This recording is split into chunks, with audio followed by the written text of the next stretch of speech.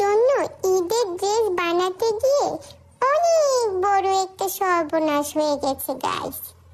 এই দেখো, আজকে আমার আম্মু তোমাদের শেখাবে কিভাবে সুন্দর করে আমার মতো বিড়ালদের জন্য সুন্দর কিউট কিউট ফ্রক বানানো যায়।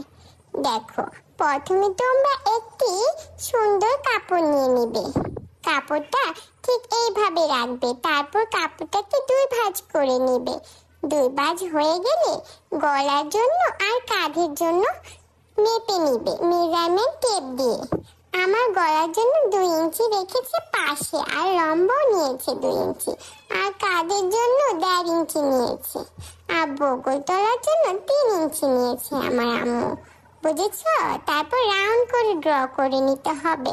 গলাটাও সুন্দর করে রাউন্ড করে ড্র করে নেবে, আবার কাঁধটাও রাউন্ড করে ড্র করে নেবে। আর কাঁধের শেপটার জন্য একটুখানি বাঁকা করে একটা দাগ দিয়ে নেবে, তাহলেই দেখবে সুন্দর হয়ে গেছে। তারপর লম্বা 6.5 ইঞ্চি রেখে আমার আম্মু দাগ কেটে নিয়েছে। তারপর দাগে দাগে কেটে নিতে হবে সুন্দর করে। তারপর কাটা শেষে আবার পেছনের পার্ট কাটবে। বুঝেছো? পেছনের পার্টটা কাটার জন্য সামনের পার্টটাকে কাপড়ের উপর বসে ড্র করে নেবে, নিয়ে কাটটা একটু বেশি করে কেটে নেবে, কারণ আমাদের মতো বিড়ালের সামনের পার্টটা মানে বুকের নিচের অংশটা একটু বগল তলাটা বড় কাটতে হয়, তাহলে জামার শেপটা সুন্দর আসে। বুঝেছো? এখন জামার নিচের অংশে 28 ইঞ্চি লম্বা রেখেছে, কারণ 2 ভাঁজ করে জয়েন দেবে। 3 কালারের কাপড় নেবে, রেড কালার, স্কাই কালার এবং অরেঞ্জ কালার। 3টা কাপড় কেটে এখন উপরে কাপড়ের জন্য ছোট ছোট 3টা টুকরা নিয়ে নিচ্ছে। উপরে বডির অংশে এই 3 কালার কাপড় জোড়া দিয়ে নিবে। এখন সেলাই করার পালা। বডির উপরের অংশে এই 3 কালার কাপড় আম্মু শেপে শেপে জয়েন করে নিবে। দেখো তোমরা কিভাবে জয়েন করে নিচ্ছে।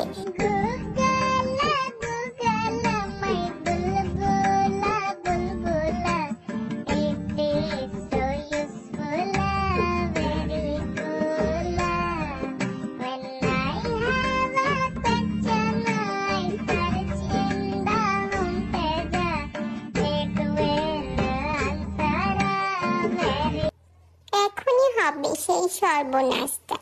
আমার আম্মুর মেশিনটা নষ্ট হয়ে গেছে। এখন আমার আম্মু হাতে সেলাই করে নেবে, কারণ আমার জন্য ঈদের ড্রেস তৈরি করতে হবে না, তাহলে আমি ঈদের দিন কি পরবো।